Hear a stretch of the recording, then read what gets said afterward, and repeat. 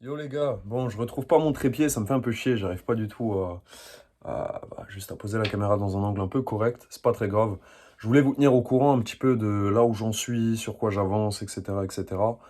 Là je suis dans une phase un peu de dur, c'est pour ça aussi que je fais pas trop de vidéos.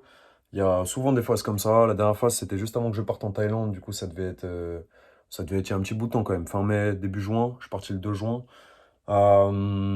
C'est des périodes comme ça où c'est vraiment difficile. Comment je pourrais décrire ça? C'est pas vraiment la même période que juste avant de partir en Thaïlande, parce que c'était pour des raisons bien différentes.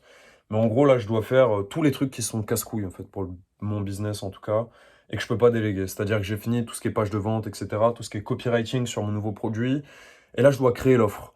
Et en fait, simplement, je peux pas déléguer. Pourquoi je peux pas déléguer? Je peux pas déléguer pour des raisons en fait qui sont purement économiques, de bon sens économique en fait. C'est que aujourd'hui, mon temps, comme je suis pas rentable et machin, bon, théoriquement, je pourrais bosser sur une page de vente et tu vois pour une boîte, peut-être je pourrais essayer de demander à Agora, tu vois, comme je bossais pour eux avant. Je pourrais essayer de leur faire une page de vente, ça me prendrait une semaine et je pourrais facturer 2 000 euros, tu vois, ce serait assez facile, ce serait en plus assez ludique et tout, ce serait cool. Euh, mais en fait, à part ça, mon temps vaut rien, en fait, si tu veux. Et du coup, déléguer pour créer les produits et payer 1 500, 2 000 euros, ce serait payer 2 000 euros avec la boîte pour créer un produit.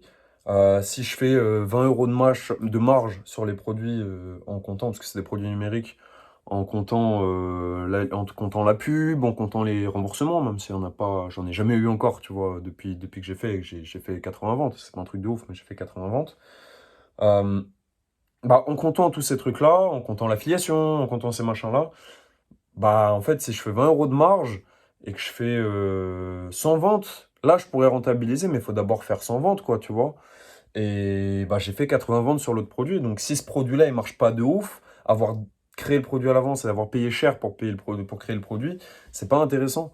Et économiquement, ça n'a pas de valeur parce que mon temps, enfin, ça n'a pas de valeur. Économiquement, c'est pas logique parce que mon temps vaut aujourd'hui bien moins que ça en fait. Il vaut bien moins que 1 000 euros pour me séparer de cette charge mentale.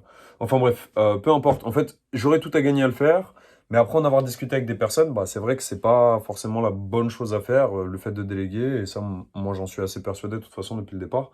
Mais du coup, je suis dans une phase un peu dure où bah, concrètement tout est terminé depuis quoi, mi-août, un truc comme ça.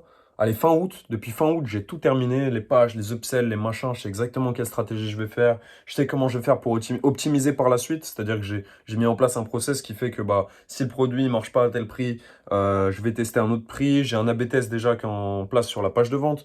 Ensuite, il y aura un A/B test sur le bump au niveau du prix. Il y aura plein d'A/B tests. Et tout ça, je vais pouvoir vous le décrire en vidéo. Je vais pouvoir vous partager en vidéo toutes les optimisations que je vais faire, etc. Mais aujourd'hui, filmer la création des produits, c'est l'équivalent de me filmer là devant l'ordi comme ça en train de faire ça, en train de faire foutre sur GPT la moitié des trucs et machin et faire 3 clics. Bon, c'est pas intéressant pour vous. C'est pas intéressant pour moi non plus. Il n'y a rien vraiment d'intéressant d'un point de vue business. Donc voilà, je voulais vous partager ça un petit peu aussi, puisque ça fait partie des trucs, on va dire, quand tu essayes de faire du business en ligne. Là, aujourd'hui, je marche pas de ouf, donc ça fait partie un peu des choses un peu délicates.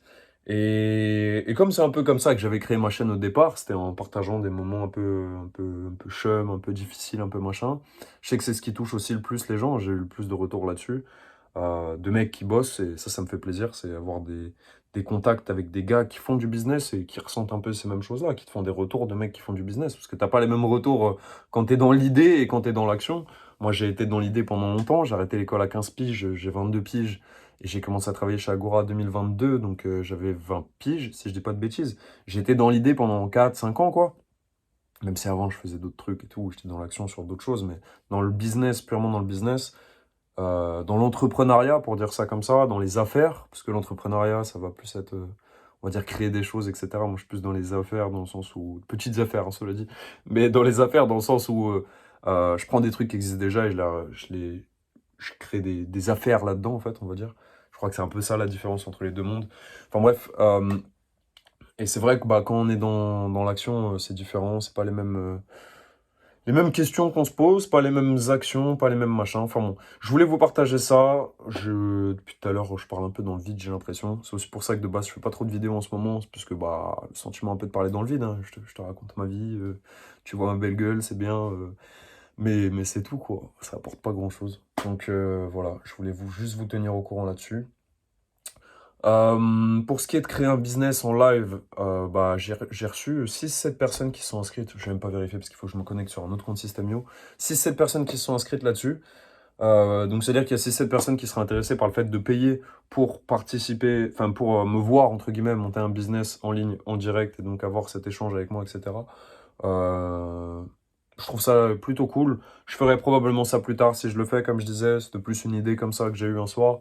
C'est pas du tout une urgence dans l'instant T, dans l'instant I plutôt. À l'instant T, c'est tea time, time, tea, je pense. Ça vient de l'anglais, l'instant T, je pense. Ouais, c'est sûr. Le jour J, ouais, D-Day, jour J, instant T, ça doit être tea time. Bref, je vous laisse là. Et puis, si vous avez besoin de retour sur vos pages de vente et tout, moi comme j'ai... Ah putain, c'est du gras de bouffe ça, je reconnais ça.